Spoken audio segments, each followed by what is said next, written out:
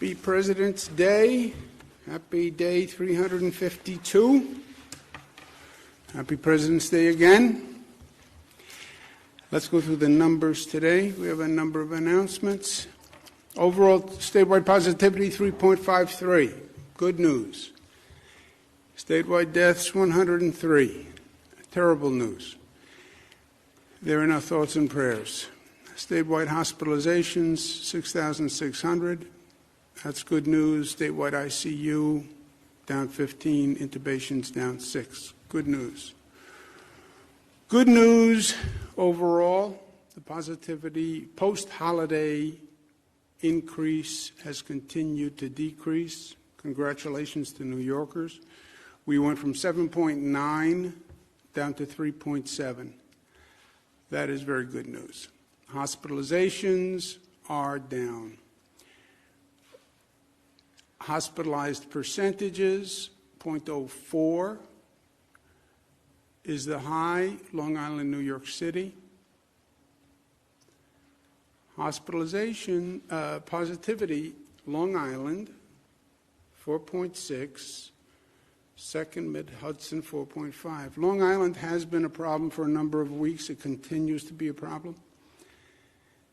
And in New York City, it's the Bronx, 6.1. That is a continuation. We opened Yankee Stadium in the Bronx, but that is a problem. Manhattan is down to 2.7.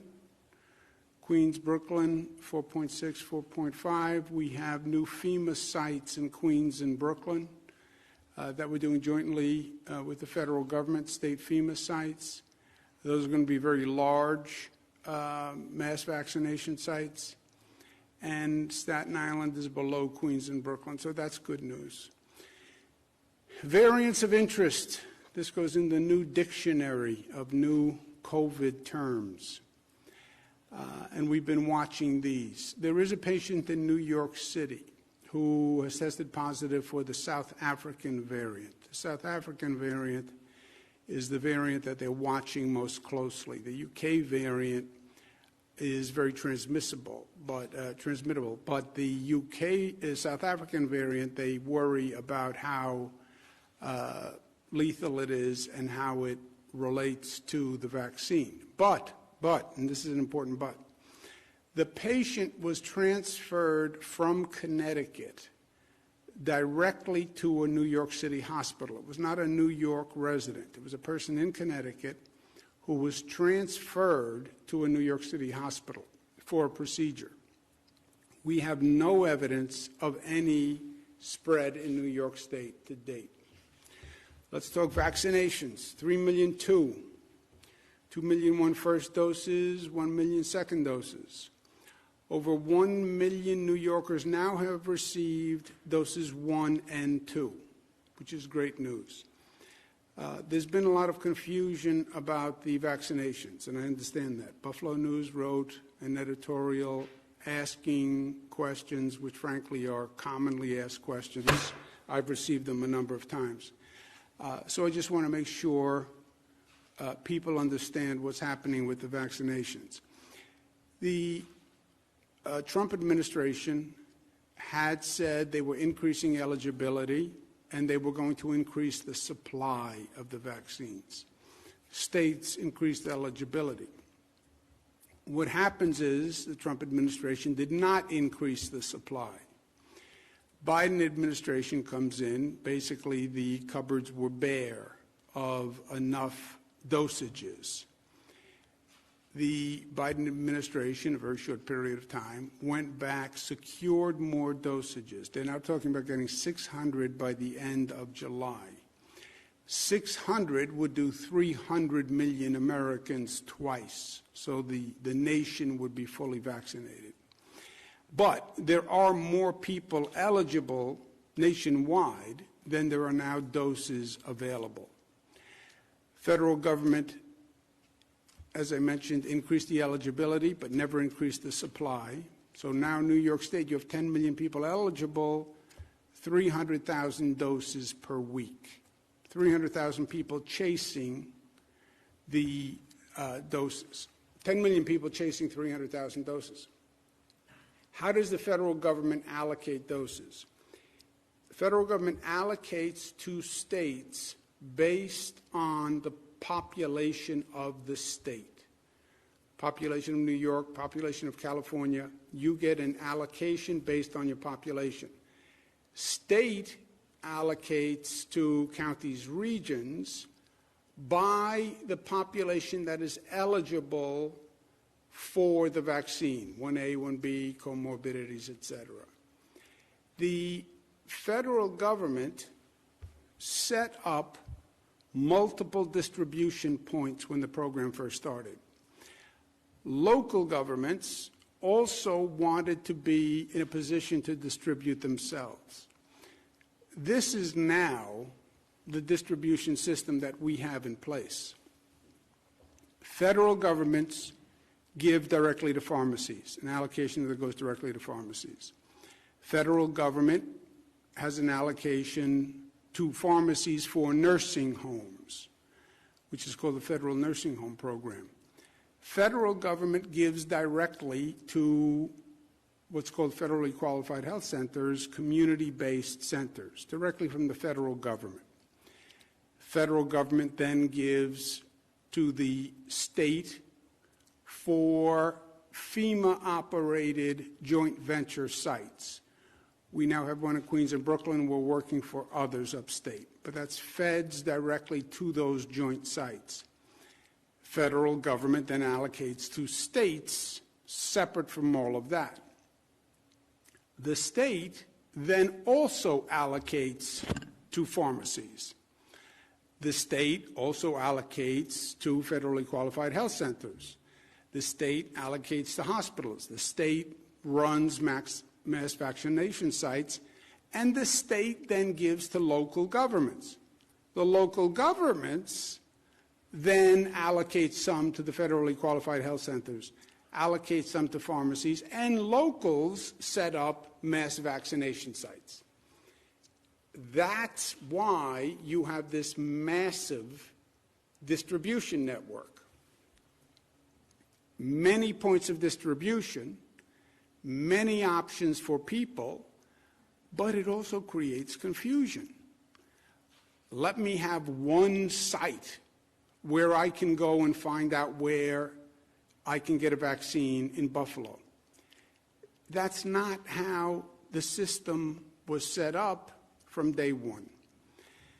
That's what creates the confusion.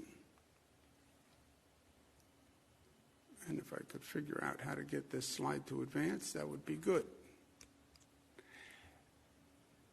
When does this end?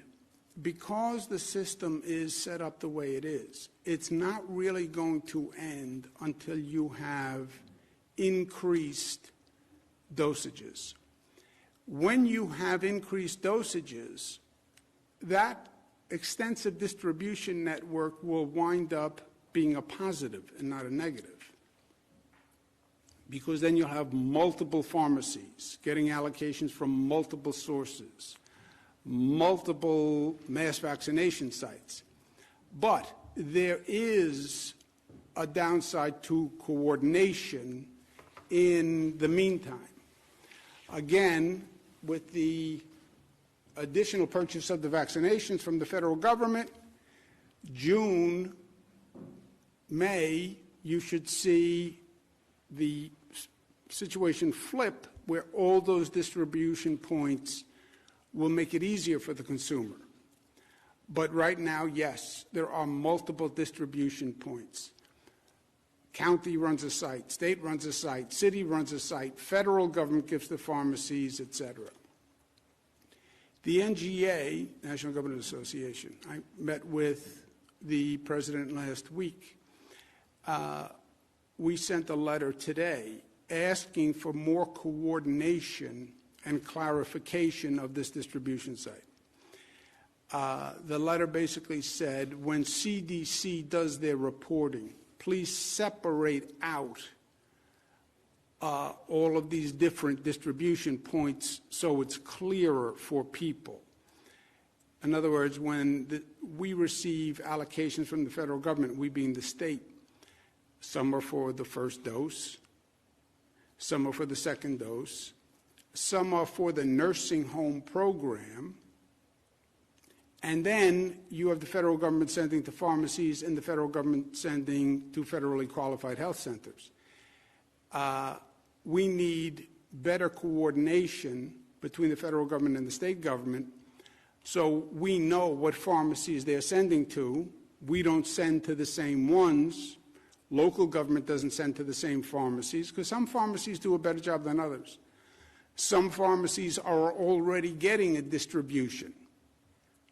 So if the federal government is sending to CVS, then I wouldn't send to CVS. So we're asking for coordination with the federal government in those regards. On COVID overall, follow the science, follow the data. My great graphic with the valve that nobody likes. The COVID numbers are down, so we adjust. We've opened indoor dining in New York City. We adjusted the curfew. Today we're going to talk about the MTA and increasing capacity there. And we have two special guests. We have Sarah Feinberg and Pat Foy from the MTA. And there they are. Smiling Pat Foy. Take off the mask so we can see the smile, Pat. There it is. There you go, Governor. Sarah Feinberg. Sarah. Good to see both of you. And we've been talking about increasing capacity in the MTA. The numbers are down. So let's start with Sarah Feinberg, and then we'll turn it over to Pat to tell us what the thinking is. Or do you want to go first, Pat? It's up to you. Governor, let me start, and then I'll turn it to Sarah. Governor, thanks for inviting us today. We're here today to update on two key issues, Governor. First is the safety and security of our system, and second is a phased reopening of the subways, coinciding with New York's gradual reopening from COVID-19. First, a word on the events this weekend. The crime spree that occurred and resulted in two people tragically losing their lives was horrifying and shocking. We grieve with the victims of these terrible crimes and their families. I want to personally assure every customer and every single employee of the MTA that your safety is our highest priority.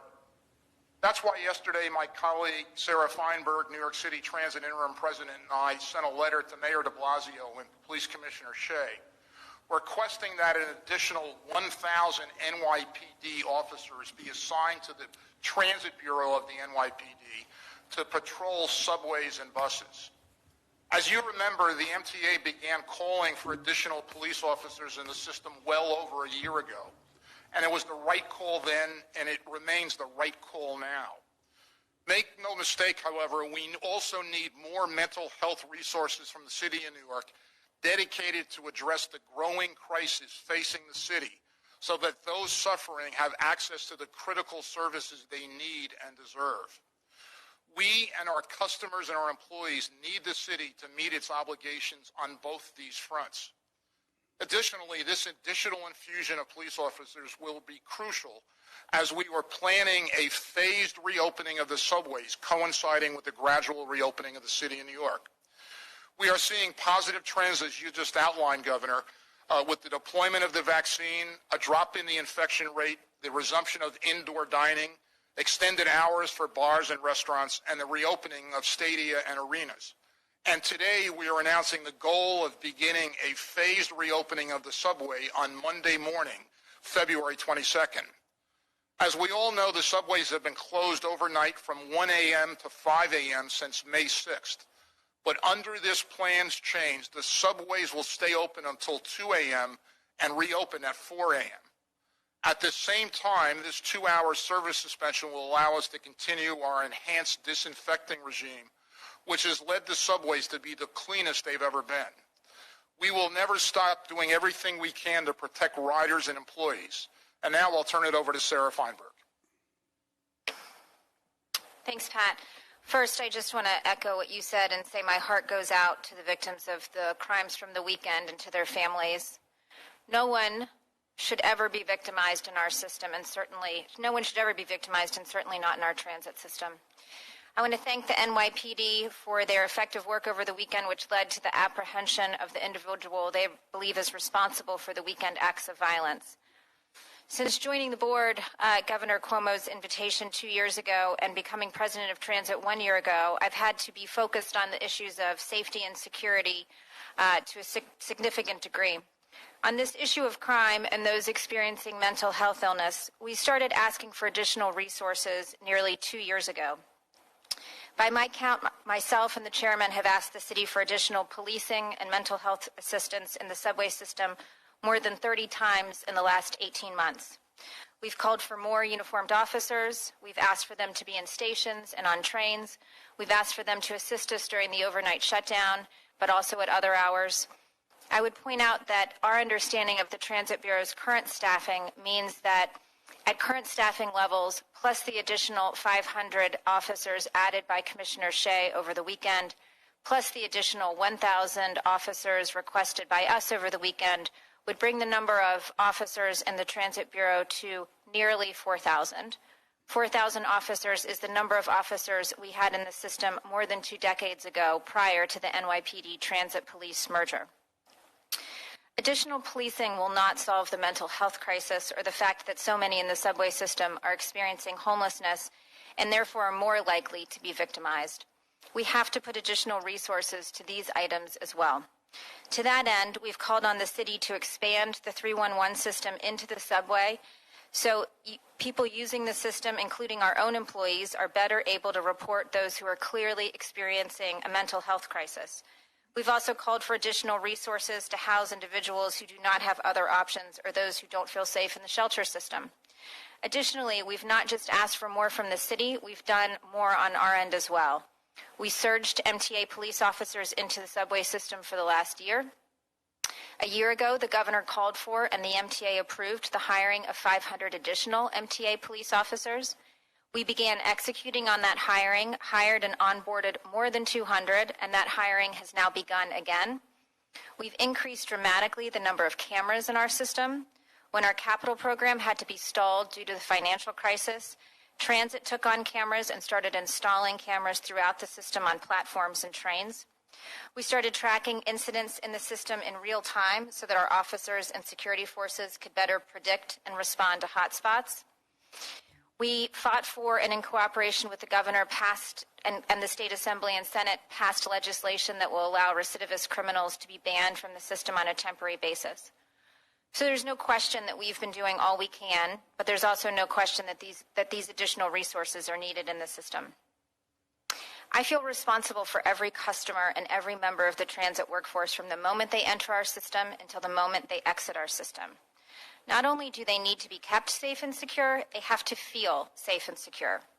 We need our customers to feel confident and safe as they use the system, whether they continue to use it daily as they're commuting as an essential worker, or whether they're contemplating returning to their commute as the city begins to reopen. That confidence is critically important. And we know how important it is to our customers because they've told us in survey after survey that the most important things to them are feeling safe in the system from both COVID and from criminal activity. So we'll continue to work on all tracks, policing, mental health, and our all-of-the-above approach to cleaning.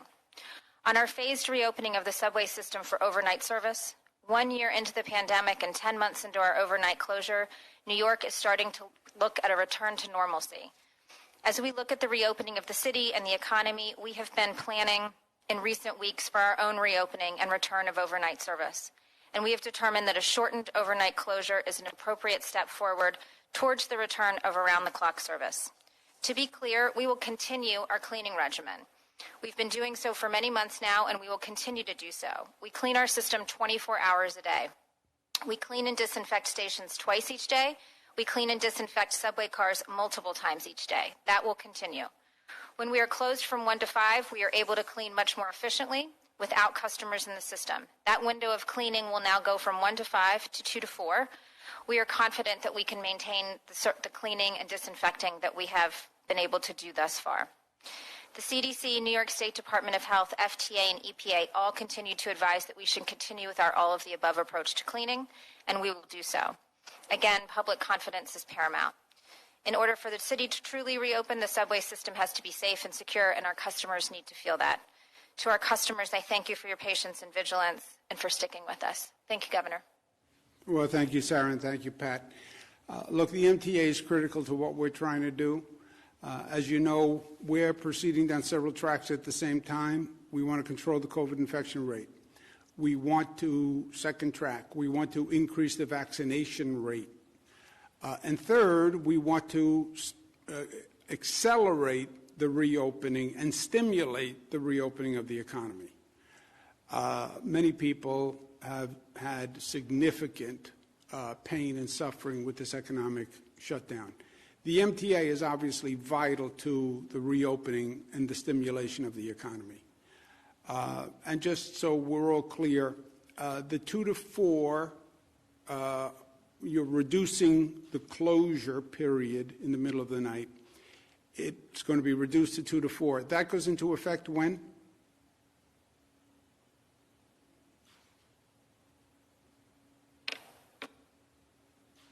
Yep. Do we have Pat's audio? I believe you said. Governor? There you are.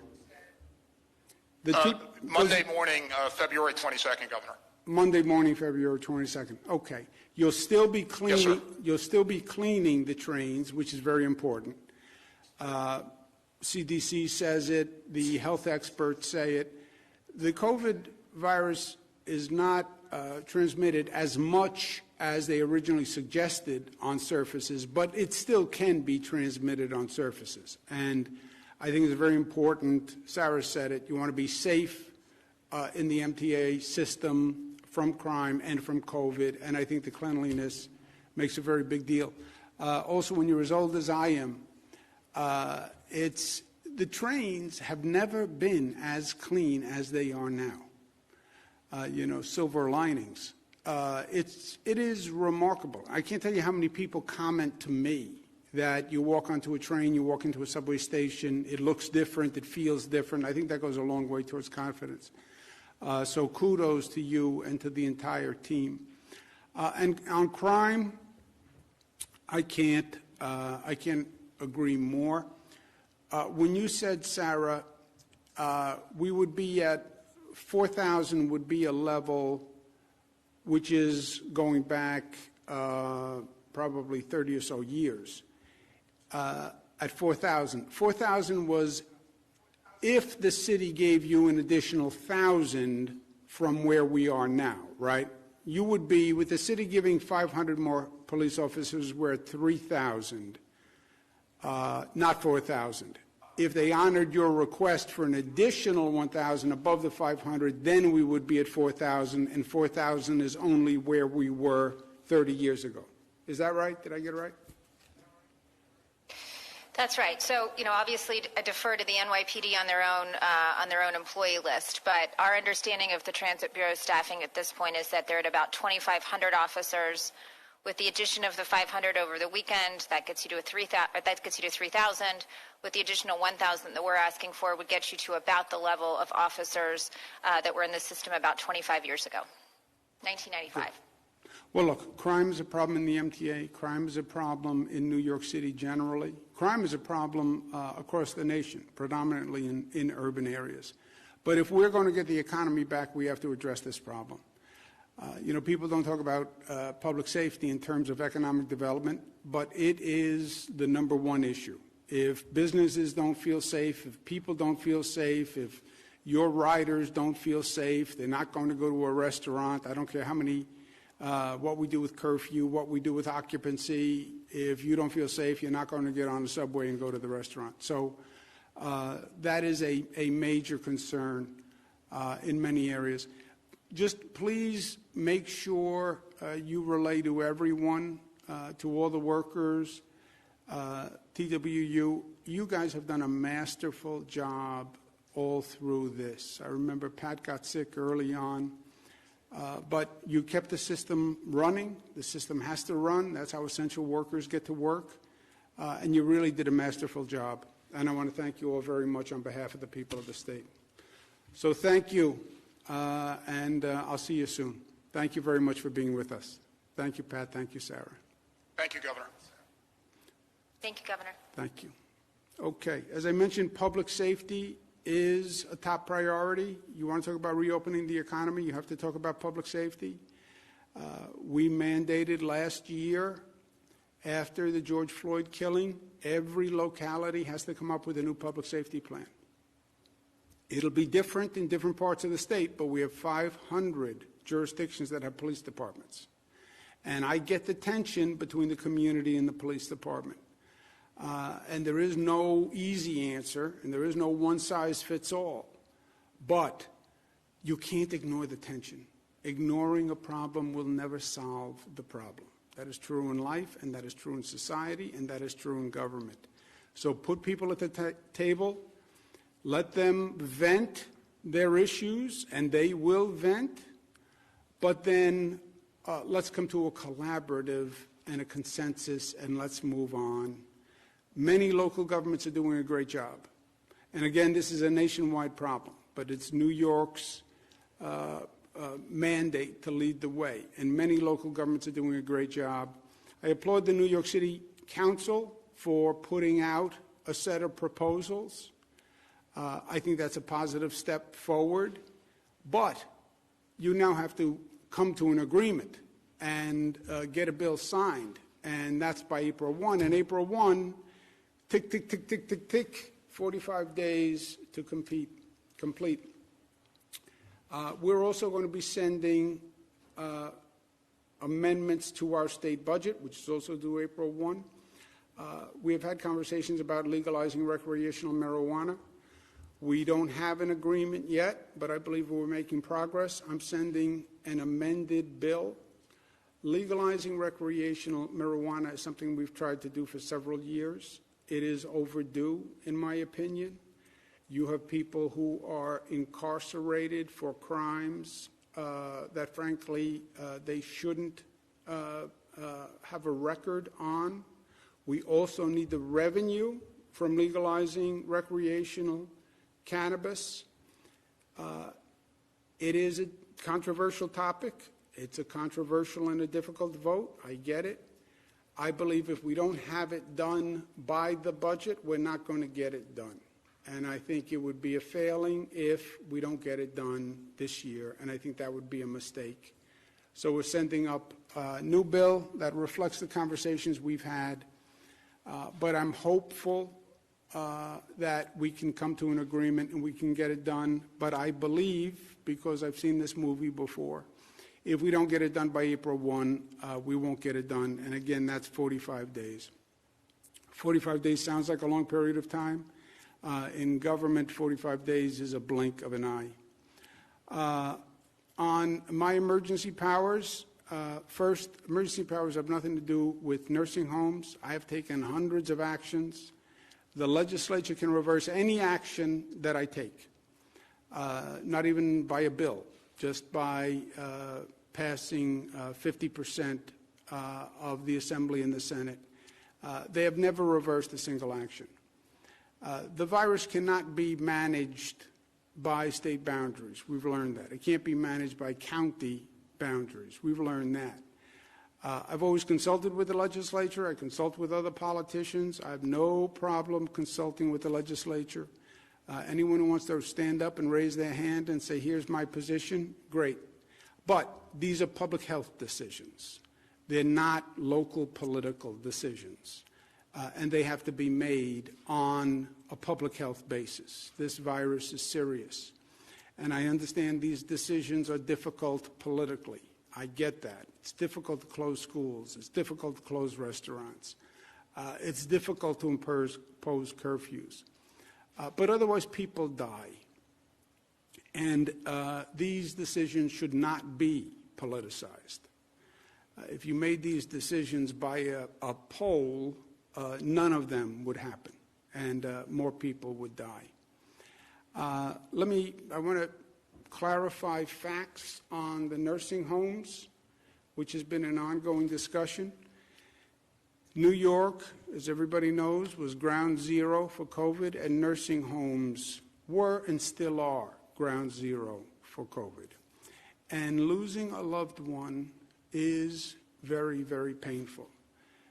Losing a loved one in a nursing home during this situation was extraordinarily painful.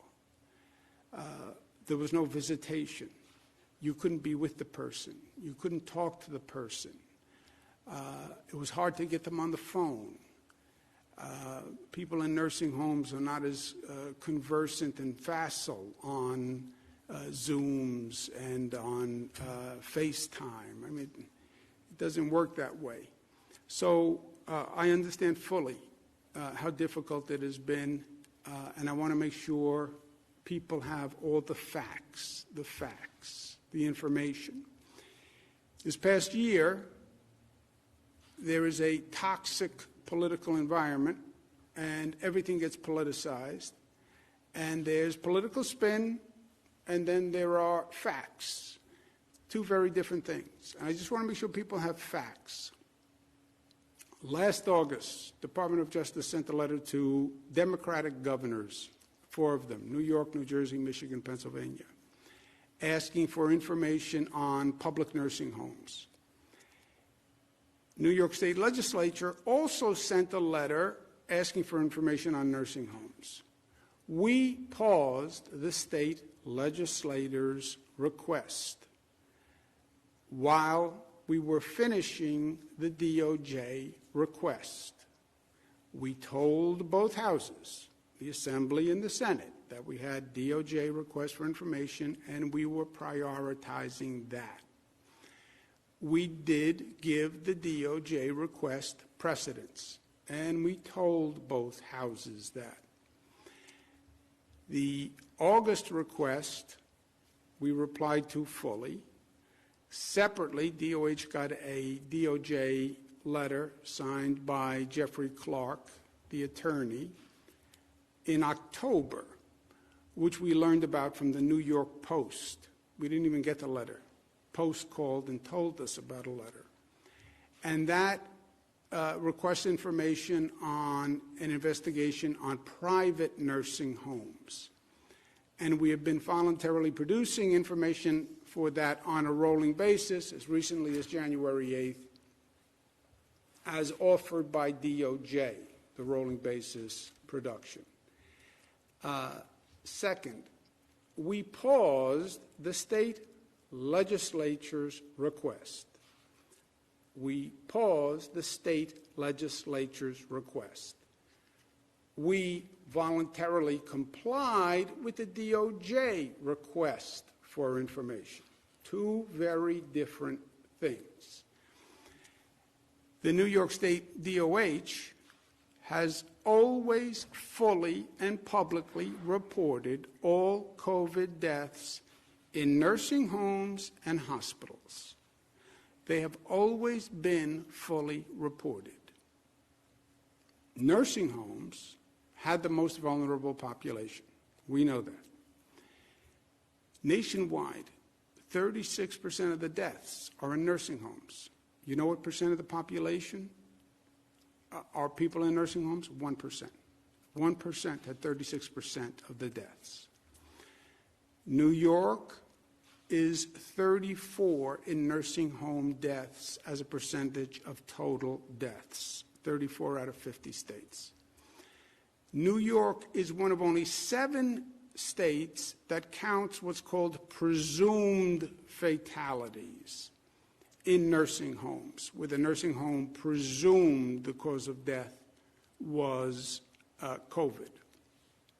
To give you an example, New York State, 13,000 nursing home related deaths. That's 30% of total deaths. Pennsylvania had 11,900. That's 52% of their total deaths were in nursing homes. Florida, 34% of total deaths in nursing homes. Massachusetts, 54% of total deaths. If you look at the entire country and you look at the percentage of deaths in nursing homes, New York is number 34. You have some states that up to 73% of the people who died in nursing homes. COVID preys on senior citizens, older people, weaker people. We've always known that. That is a fact.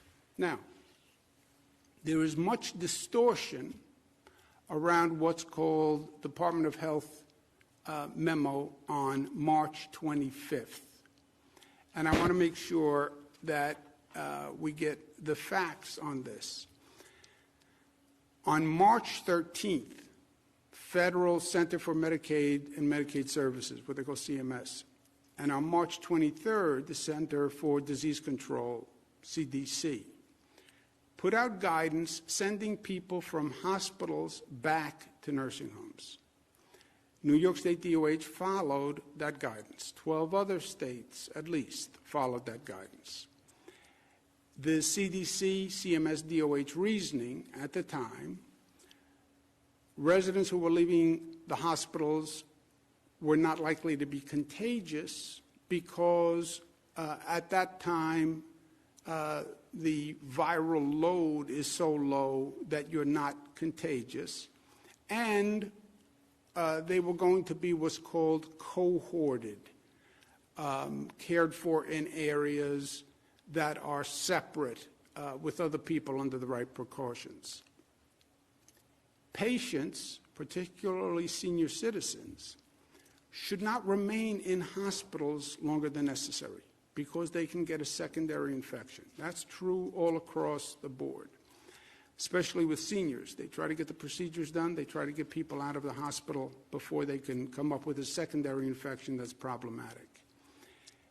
The patients were not sent to nursing homes. The nursing home had to agree that they could care for this person. That is a matter of law. They cannot accept a patient who they are not prepared to care for properly, staff, PPE, ability to cohort. That is in the law. If they don't do that, they violate the law. At the time, remember what was going on in March. The experts were projecting that our problem and our critical need was hospital capacity. We sat here every day with the hospitalization chart. We were looking at up to 140,000 people hospitalized. We have less than 50,000 hospital beds. That is the calamity. Remember, March 25th, that's right when the New York City Health and Hospitals, Elmhurst Hospital collapsed. It was national news. I remember it like yesterday. And we're watching the TV every night and watching Italy collapse and people die because they can't get into a hospital. We're watching China with a hospital capacity issue where they were building thousands of new hospital beds. That's what was going on. That's why the CDC and that's why CMS made those decisions. And at the time, CDC, CMS, there were White House task forces, there were daily briefings. Everyone was focused on this issue. This was not a little issue. All the best minds were looking at it. Fact, of the 613 nursing homes, we have 613 nursing homes in the state. 365 received a person from a hospital. Of the 365 that received a person from this March 25th guidance, which was then superseded in May, 98% of those 365 already had COVID in their facility. COVID did not get into the nursing homes by people coming from hospitals. COVID got into the nursing homes by staff walking into the nursing home when we didn't even know we had COVID. Staff walking into a nursing home even though they were asymptomatic because the national experts all told us you could only spread COVID if you had symptoms. And they were wrong. COVID may have been brought into a nursing home because visitors brought it in and didn't know they were contagious because the guidance was you can only be contagious if you have symptoms, if you're sneezing, if you're coughing. That turned out to be wrong. That's how COVID got into the nursing homes. 98% of the people who took a person back from a hospital who was probably no longer contagious already had it in the facility. And they signed and agreed that they could handle it because they already had people who were COVID in the nursing home. If you look at the rate of death before the March 25th order and after the order was rescinded, the rate of death is the same. By the way, if you look at the rate of death in the nursing homes, in the spring overall, and in the second surge, the winter-fall surge, the rate of death is the same. These decisions are not political decisions. They're all made on the best information the medical professionals have at the time. And in New York, we talk to the best experts on the globe. And I've said to the people of the state many times, nobody's been here before. Nobody knows for sure. COVID is new. They're all giving you their best advice at the time. And these are really quality people. Dr. Osterholm, Dr. Fauci, all the main institutes that were giving advice to the nation. We had people come from the World Health Organization who dealt with China, who came to Albany, literally, to advise us. We're blessed to have Dr. Howard Zucker as our health commissioner. He's trained at Harvard, UPenn, Johns Hopkins, served at HHS, WHO, NIH. He teaches at Columbia and Yale University. If we had to pay him what he was worth, we couldn't afford it. And he gave his best advice on the information that he had at the time. I would trust Dr. Zucker with my mother's care. That's why I trust him with your mother's care. I wouldn't have anyone as the health commissioner who I wouldn't trust with my mother. And that's why I trust him with your mother. To be clear, all the deaths in the nursing homes and in the hospitals were always fully, publicly, and accurately reported. The numbers were the numbers, always. People did request information beyond the place of death, not just how many in a nursing home, not just how many in a hospital. They did request different categorizations beyond those counts. How many people died who were in a nursing home but then went to a hospital? How many people died who were in a hospital but then went back to a nursing home? How do you count presumed COVID deaths? Everyone was busy. Everybody was here every day. We're in the midst of managing a pandemic. There was a delay in providing the press and the public all that additional information. There was a delay. What did we learn from this entire situation? What are we still learning? There are hospitals that perform well, and there are hospitals that performed less well. We still see hospitals performing less well. When you look at those vaccination numbers, hospitals with the same demographics of workforce, in the same region, with different vaccination rates of their staff, that's indicia of performance of those hospitals. There are nursing homes that performed well, and there are nursing homes that did not perform as well.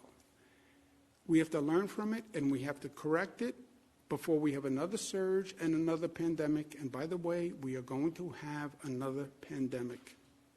As I sit here, I would plan on it. And yes, this was never seen before. And yes, hospitals had to deal with something they never had seen before. And yes, nursing homes had to deal with something they had never seen before. But they will see it again. And now we have to learn from it before it happens again. Our focus, I believe, is going to be on the for-profit nursing homes. Hospitals, low-performing hospitals, but also in the for-profit nursing homes. I have long believed that there's a tension in a for-profit nursing home because those institutions are trying to make money. If you're trying to make profit, it's too easy to sacrifice patient care. Everything becomes one or the other. Do you want to hire more staff, or do you want to make more profit? Do you want to buy more PPE and stockpile more PPE, or do you want to make more profit? Do you want to buy new equipment, new beds, new sheets, new furniture, invest in the facility, or do you want to make more profit?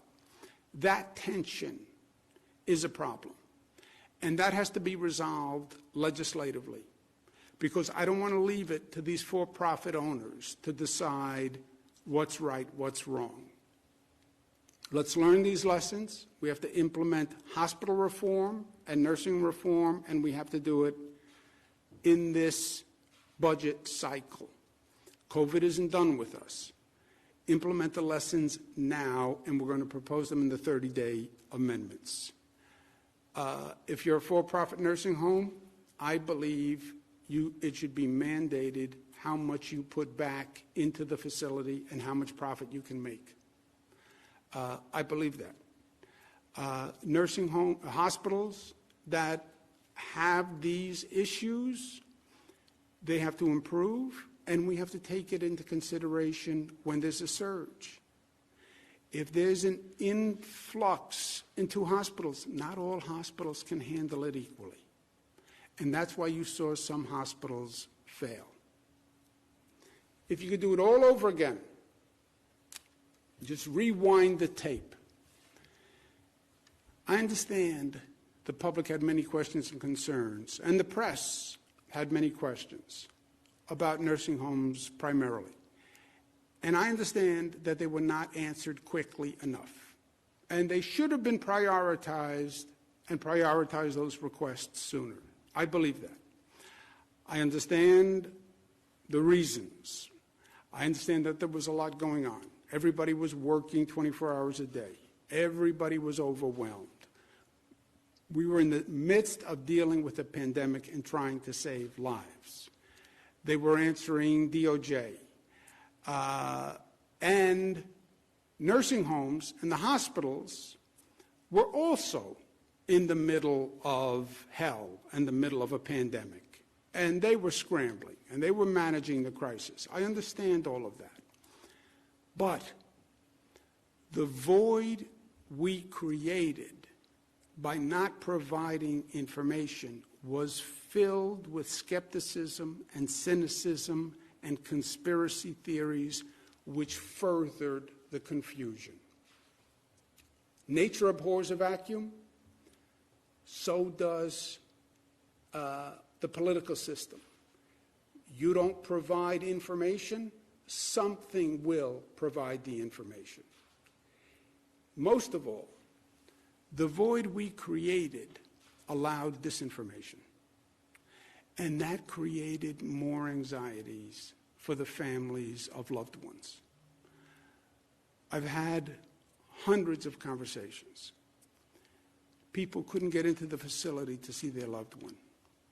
They couldn't get them on the phone. They couldn't get staff on the phone to get answers. They were powerless. They were helpless. They were literally physically removed and isolated. Loved ones died alone. Loved ones died alone. Fathers, mothers, brothers, sisters died alone. It was horrific. It was horrific. And then the void in information that we created started misinformation, disinformation, conspiracy theories, and now people have to hear that. And they don't know what is the truth. The truth is everybody did everything they could. The truth is you had the best medical professionals and advice on the globe. The truth is it was in the middle of a terrible pandemic. The truth is COVID attacks senior citizens. The truth is, with all we know, people still die in nursing homes today. People still die every day. We're testing the staff twice a week. There's no visitation. People still die. You would have to hermetically seal a nursing home. They actually tried this in France, where the staff lived in the nursing home. Anybody can bring it in. A delivery man brings it in. The heating repairman brings it in. The food service brings it in. Staff person goes home, meets with their family, someone in the family has it, staff member comes back, the staff member brings it in. Even when you're testing twice a week, you'll get people who have it and you'll miss them in the twice a week.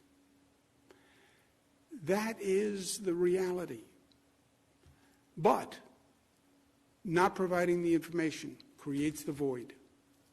The void allowed misinformation and conspiracy. And now people are left with the thought of, did my loved one have to die? And that is a brutal, brutal question to pose to a person. And I want everyone to know, everything was done. Everything was done by the best minds in the best interest. And the last thing that we wanted to do, the last thing that I wanted to do, was to aggravate a terrible situation. There is no good answer when you lose a loved one. I lost my father years ago. I still go through it over and over and over again. What should I have done? What could I have done? What should I have said to the doctor? I probably always will. Last thing I wanted to do was to aggravate that for anyone. With that, let's take questions. Thank you, Governor. If you'd like to ask a question, please use the raise hand function at the bottom of your window. We'll take a brief moment to compile the Q&A roster.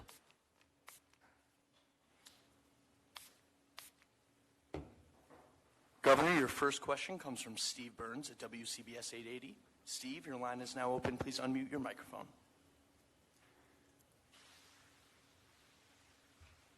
Governor, can you hear me? Hiya, Steve. How you doing, buddy? Happy President's Day. Same to you and everyone there. Thank you.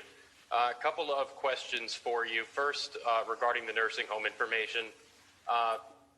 Given that the explanation has been that there was the DOJ request that had to be handled first, the legislature, I've seen a few tweets from some lawmakers saying, basically, why didn't DOH inform the legislature that they had this DOJ request and that they couldn't handle the lawmakers' request at the same time?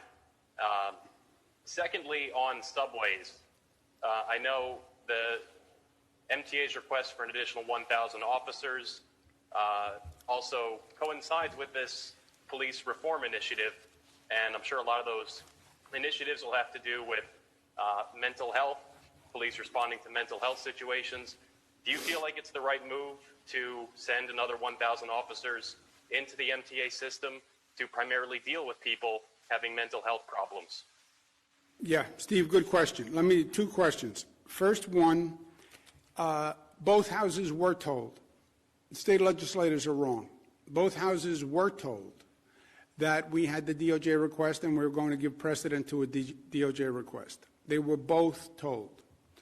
And yes, we gave the Department of Justice request precedence over the state legislator's request. True.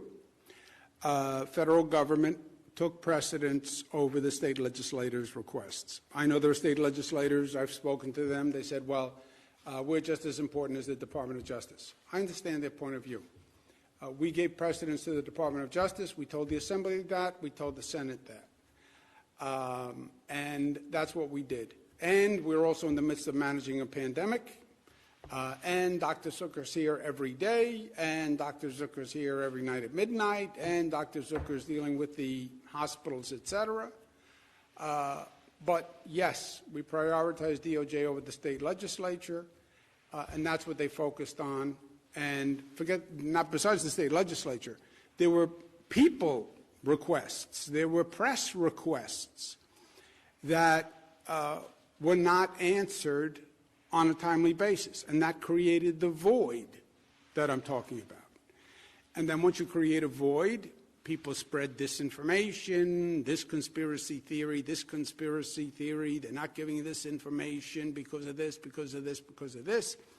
And if you lost a loved one and you're hearing all these theories and all this negativity, then you say, maybe my father didn't have to die. And that's the unfortunate circumstance. But short answer, Steve, they did know. They did know.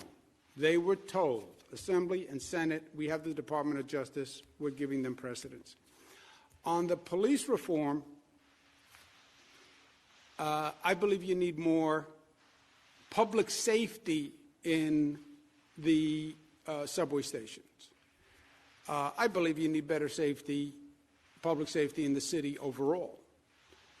I believe you need better public safety in cities writ large overall. You know, you focus on New York City. We've had situations in Rochester where a 9-year-old girl was pepper sprayed. You have situations in Buffalo where they knocked a protester to the ground. He hit his head. He has ongoing damage. It was on videotape. It was brutal. You have public safety issues nationwide. George Floyd. All I'm saying to New York City is, you figure it out. You figure it out. You have community tension where they don't trust the police. You have NYPD tension where they feel they can't do their job. That's not going to work until you reconcile that relationship. And it has to be reconciled, Steve. It doesn't happen on its own. You're going to have a collaborative that does that. Are many localities talking about taking public safety and breaking it down and saying, well, if you have mental health issues, then deal with it as a mental health issue? And rather than just the police, you know, an answer to every situation may not be a police officer, maybe a mental health professional.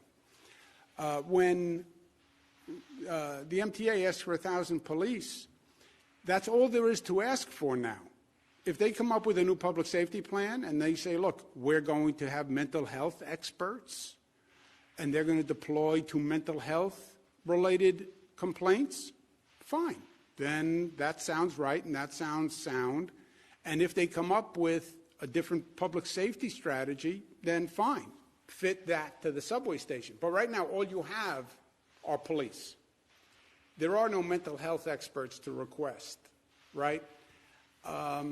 But if they develop that in the plan, I'm sure the MTA will say, fine, just send me people who are responsive to the problem. Real quick on the nursing home data, was there not the capacity in DOH to fulfill both the DOJ request and the legislature's request at the same time? They focused on the DOJ request. You know, Steve, they were dealing with everything at the time. Remember, when you wake up in the morning, job one for the past year has been dealing with the crisis of the moment, right? Dealing with whatever the issue is. Today it's variance of interest. Today it's sorting out the vaccination system. Every day it has been something. and that was given priority.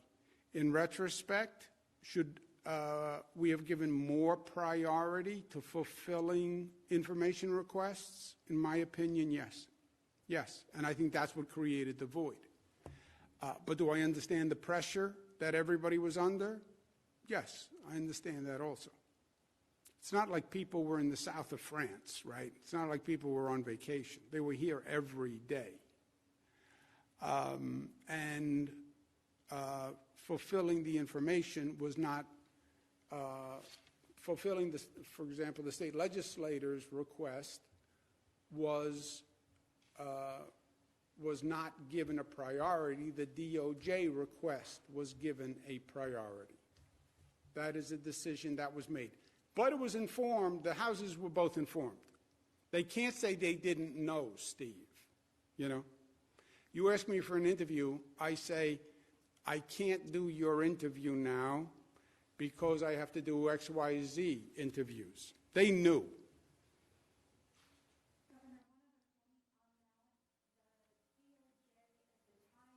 Governor, next up we have David Evans from WABC TV. David, your line is now open. Please unmute your microphone. Dave, excuse me, one issue. Beth was adding something, and then we'll go to Dave. Go ahead, Beth. Thank you. So the August 26th response, or August 26th letter to the state was actually publicized by the DOJ with a press release and was widely reported in the papers as well. So irrespective as to whether or not we communicated with the legislature, which we did, anyone who was following the press coverage at the time would have seen their press release related to issuing this letter to the 4 states, New Jersey, Pennsylvania, Michigan, and New York, widely covered. Yeah, so the point is, Dave, if I might, the legislature knew full and well that we had a request from the Department of Justice in August. It was in the press that we received it in August. It was in the press that we received the second one in October. We literally read about it in the paper ourselves.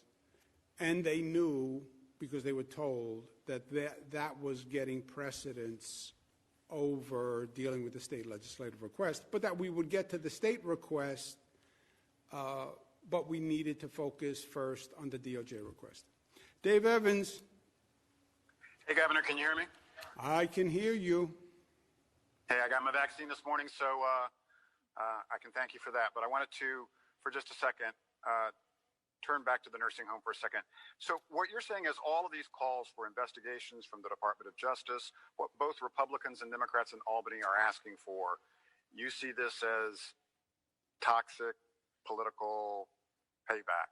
And the second thing that goes with that is then what you talked about with your executive powers, this story that's out there this afternoon of negotiations ongoing about the legislature could do something, holding your feet to the fire on that in order to get something on the budget.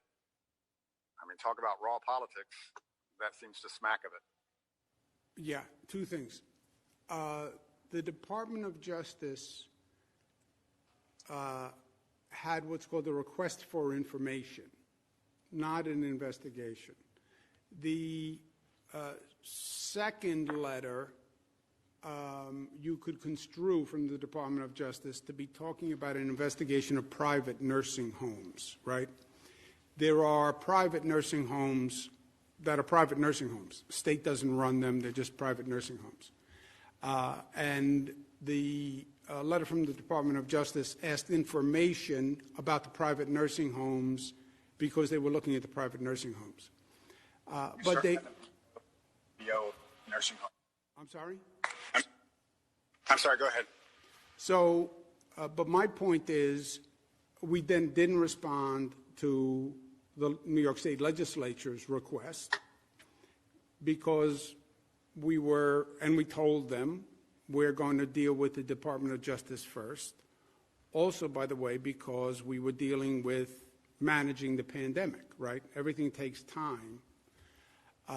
And we were dealing with managing the pandemic, but we told the state legislature we would get to their request. They come back into session in January, this past January. we said we would get to their request. You cannot, Dave, raw politics is one thing. This is New York. We thrive on raw politics, right? You can't use, legally, you can't use an investigation to leverage a person in another matter. You can't use a subpoena or the threat of a subpoena or the threat of an investigation to leverage a person to do something else. That's illegal. That's just illegal. It's illegal for anyone to do it. As a lawyer, you get debarred for doing that. But that's a crime. That's not raw politics.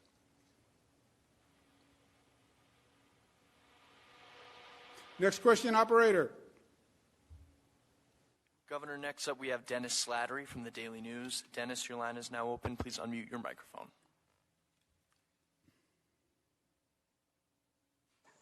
Dennis Slattery. Yep, Governor, can you hear me? Yes, sir.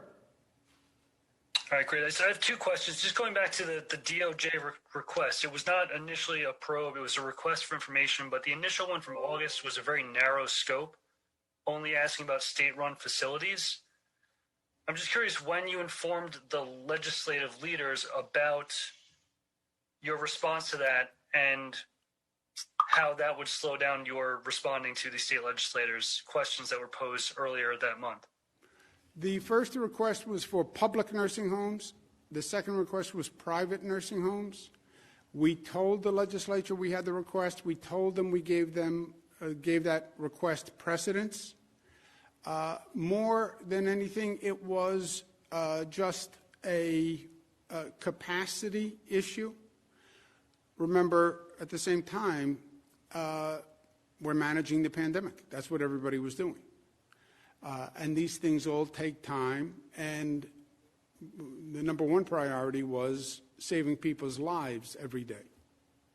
Do you have a point back? Yes, if I could just add on top of that. So we received this inquiry on August 26th. It was just a request for information, but it was public nursing homes, which are 5 state-run facilities, as well as a number of county-run facilities. And so data had to be collected and reviewed for a number of nursing homes. I believe it was 26 nursing homes that we provided voluminous documentation, and all of that had to be verified. Dennis, you had a second question?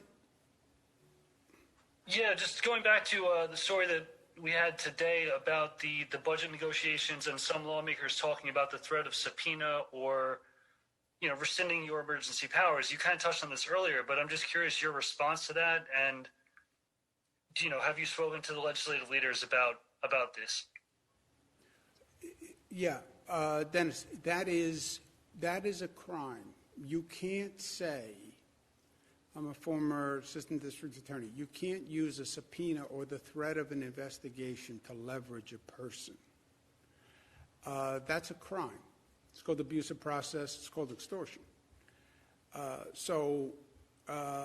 Question before was, is that raw politics? No, it's not raw politics. That's criminal.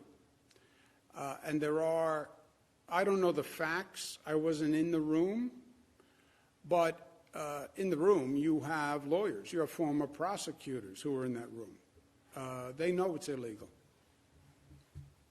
But no, I didn't talk to the leaders about it. Next question. Next up, we have Marcia Kramer from WCBS TV. Marcia, your line is now open. Please unmute your microphone. Governor, can you hear me? Hey, Marcia, how are you? Happy Valentine's Day.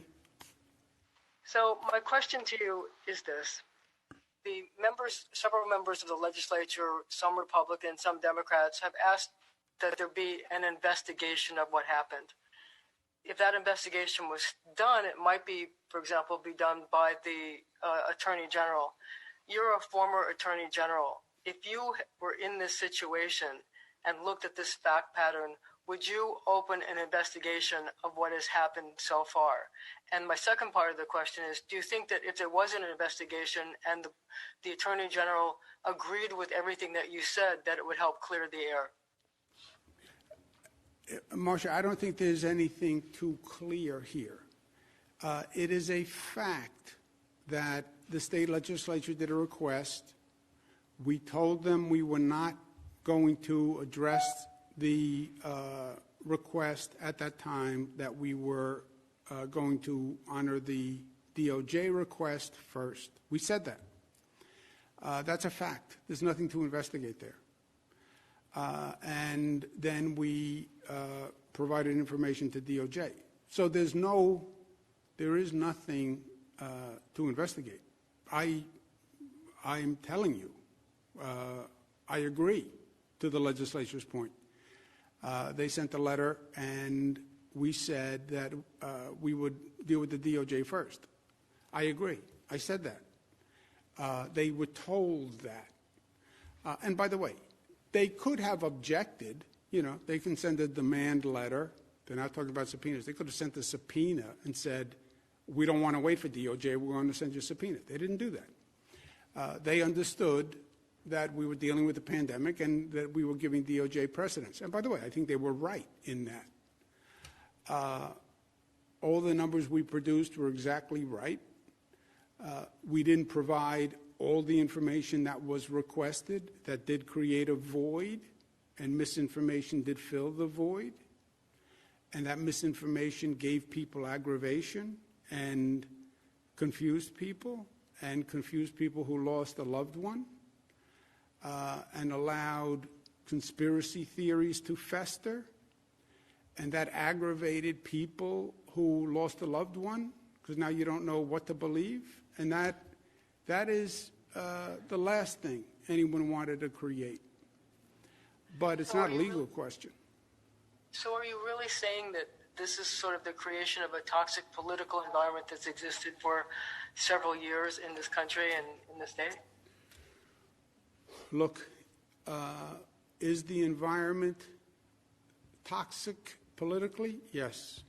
Was this happening last year with this toxic political environment? Yes. And do I think that's part of the conspiracy theories that filled the void? Yes. And look, I understand politics.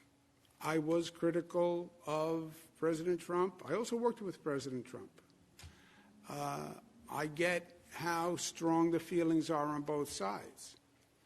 But when you're talking about loved ones dying in nursing homes, when you come up with conspiracy theories or there's disinformation, then the worst thing you can say to somebody who lost a loved one is, maybe it didn't have to be. Maybe there was a government issue. Now, we created the void. I agree to that. Or we didn't constantly fight back every rumor, every piece of disinformation, which in this environment is a full-time job. And that's what I want to do today to the people who lost a loved one.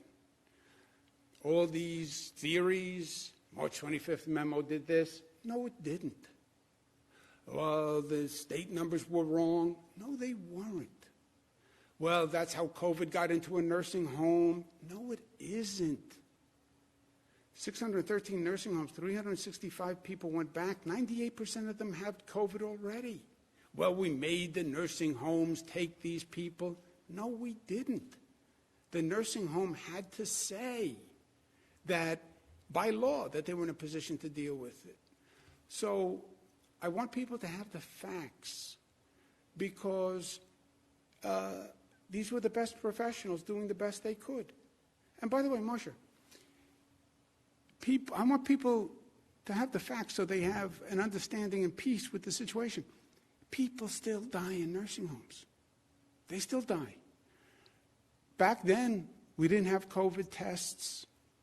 We didn't have the capacity. Nobody knew what COVID was. They didn't know how it was transmitted. They were wrong about the way they were transmitted. Even with all of that. So now today, fast forward, now you know all this information. People still die in nursing homes. So, yes, older people, vulnerable people, get this disease. It is likely to kill them. 94% of the deaths are senior citizens with underlying conditions. People in nursing homes have underlying conditions. And that's why people died, not because anyone did anything wrong or because there was a conspiracy. You couldn't get better advice. You couldn't get people to work harder. You couldn't get anything else done at the time. I understand the misinformation.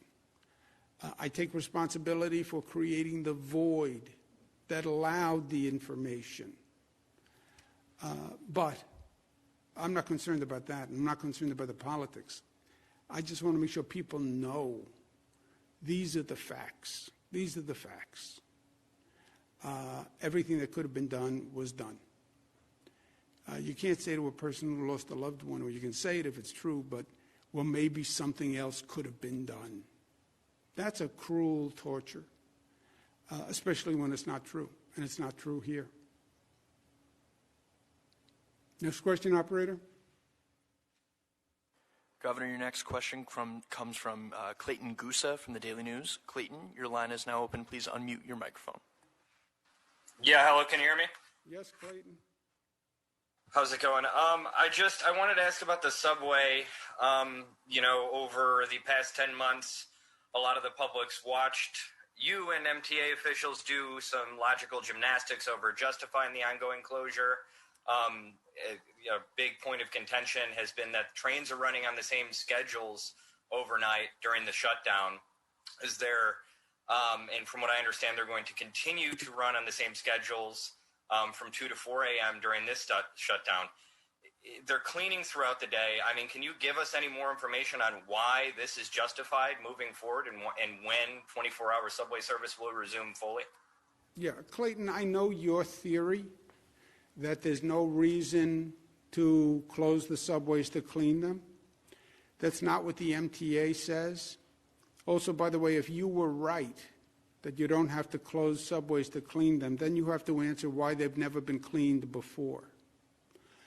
I don't understand how you can send people in hazmat suits through a train, spraying chemical disinfectant with people on it. I think that's the problem with your theory. You're a passenger, a guy comes through with a hazmat suit with a wand spraying a chemical that kills viruses while I'm sitting on a train, and they're going to spray that on me? So I don't get it. But I know your theory. The MTA says you can't send people with hazmat suits through a train. You can't clean stations with these chemicals with people in the station. They're reducing the period of time of closure from 2 to 4 on Monday. I think you do. I think you do understand that there has been a lot more money invested in outside contractors on cleaning the subway, especially after there were job cuts to cleaning crews before the pandemic, which could explain why they're cleaner than ever before. And they are doing some of that spraying during the day, and new subway rules require that passengers exit stations at terminal lines, which would preclude them from being full of passengers at the positions that they're cleaning them in. So can you answer just that a little bit more, given what I just said? Yeah, I understand your question. You've said repeatedly that you don't need to stop trains and keep people from stations to clean them. I get it. It doesn't make common sense to me. I don't think you can't spray this chemical on people. I'm not going to stand in a station and have you spray me with a viral side and then I go to work. But you should ask the MTA, because they say you can't, and that's why they closed the station from 2 to 4. Let's take one more question, operator. Governor, your last question comes from Michael Gormley at Newsday. Michael, your line is now open. Please unmute your microphone. Hello, Governor. You said in creating that void, why didn't you tell the public and the press during that period that the federal inquiries were creating the delay? And how do you explain that legislators, including Speaker Hastie, are so surprised about the federal involvement here if everyone knew it? And I'll have one quick follow-up question after that. Yeah. Well, first, Mike, let's stick with the facts, okay? The fact that we received a Department of Justice request for information was in the newspaper. The fact that we received a Department of Justice request for information on private nursing homes in October was in the newspaper. We learned about it from the newspaper. It was the New York Post wrote that we got a letter before we ever got a letter. By the way, we never even got a letter. We had to call the Department of Justice and ask for a letter. So that was in the newspaper. The staff of the Assembly and the Senate were told that, not just that we were responding to DOJ, because that was in the newspaper, but that we couldn't respond to the state legislative request, or we wouldn't respond to the state legislative request because we were dealing with the DOJ request. The staff was told that. Who the staff told on their staff, I don't know. But, you know, if you tell Rob Mahika something, then he's supposed to tell me. If he doesn't, you still told my staff. So that's what that is. But it's not that we couldn't have responded to other things also. We could have sat here all day and just take questions from people who had a lot of questions. We could have spent more time answering press inquiries who had questions. That's all true. And in retrospect, I'm saying we should have done a better job providing more public information. Now, we're focused on the day-to-day and we're focused on what we're doing, but we should have spent more time focusing on the information request from press, from people, etc., because what happened as a result was it created a void. And when you create a void in this world at this time, Mike, something's going to fill that void. And, well, they didn't answer. I wonder why. Maybe this, maybe that, maybe this. Political theories, maybe this, maybe this, maybe this. And I'm not even concerned about that, frankly, vis-a-vis. I'm less worried about that with the state legislature, et cetera. I'm more worried about that with the effect on people. What bothers me is people calling up saying, you know, they say the March 25th memo is the reason my father died, that wouldn't have happened otherwise. Those are the people who were hurt by the void. And that was, well, I can say in my defensive mode, I didn't create the disinformation. I didn't create the conspiracy theory. I know, Governor, but you created the void. And when you created the void, you allowed these other theories to fester. That's true. That's true. We had a conversation. You said earlier, though, that it was. Go ahead. You said legislators were told. Now you're saying staff was told. And why didn't you provide that information that the federal probe was slowing things down? Legislators even now say they would have accepted that, but they had never heard that. And then one last question. Is there anything that you personally apologize for in this whole process? Yeah, two things. One, let's be clear, and legislative staff was told by my staff, okay? So legislative staff was told. Top legislative staff was told. Second, the DOJ letters were in the newspaper, Mike.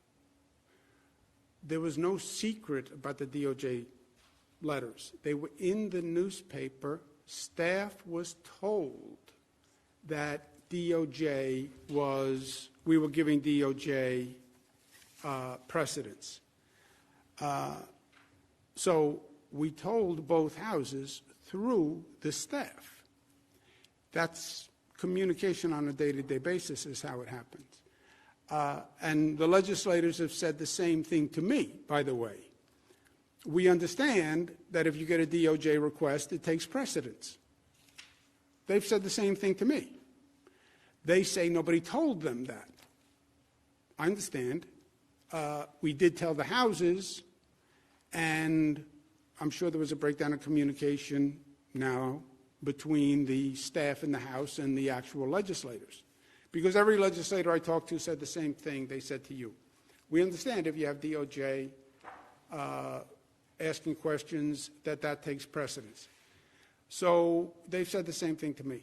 But the DOJ requests were in the newspaper, so that was not news. And the staff of both houses were told, and that's not news.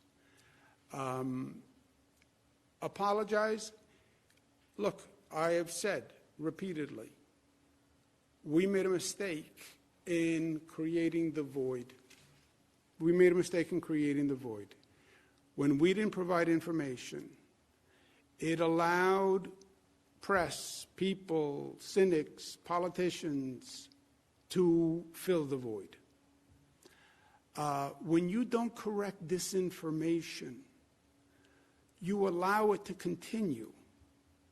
And we created the void not because people weren't working hard, Mike, because you know how hard people were working.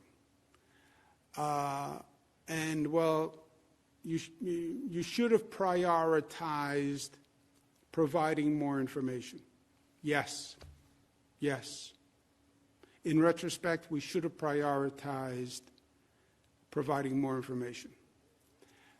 I get the operational demand. I don't like to second-guess my team. They were all working 24 hours a day. You know, remember where this was? You're in the middle of hell during this time. But no excuses. No excuses. We should not have created the void. We should have done a better job in providing information. We should have done a better job of knocking down the disinformation. You'd never knock down all these conspiracy theories, the political conspiracy theories, because they generate 10 a day. But we should have done a better job of providing as much information as we could, as quickly as we could. And we should have done a better job on that. Yes. And no excuses. I accept responsibility for that. I am in charge. I take responsibility. We should have provided more information faster. We were too focused on doing the job and addressing the crisis of the moment, and we did not do a good enough job in providing information. I take total responsibility for that. The pain in it is it created confusion and cynicism and pain for the families of the loved ones. My father didn't die in a nursing home, but my father had a heart ailment for a long period of time. And he looked to me to be helpful to him. And I spoke to doctors, and different doctors had different theories, and he should try this, he should do that, we should send him here, we should send him to Europe. I was responsible to help him. And I often think about if I did everything that I could. And I replayed the conversations with the doctors in my mind. Did I make all the right decisions? Should I push them to do something else? I can imagine the pain of someone who has to live with, my loved one was in a hospital and I just read that maybe he or she didn't have to die. It wasn't true, Mike. It wasn't true, but it created pain. And that's because we created a void and we didn't answer every question, so it allowed the void to be created. The void begets disinformation. The disinformation begets pain of people. I take responsibility for that. Total death counts were always accurate. Nothing was hidden from anyone. But we did create the void, and that created pain. And I feel very badly about that. Okay, thank you all very much.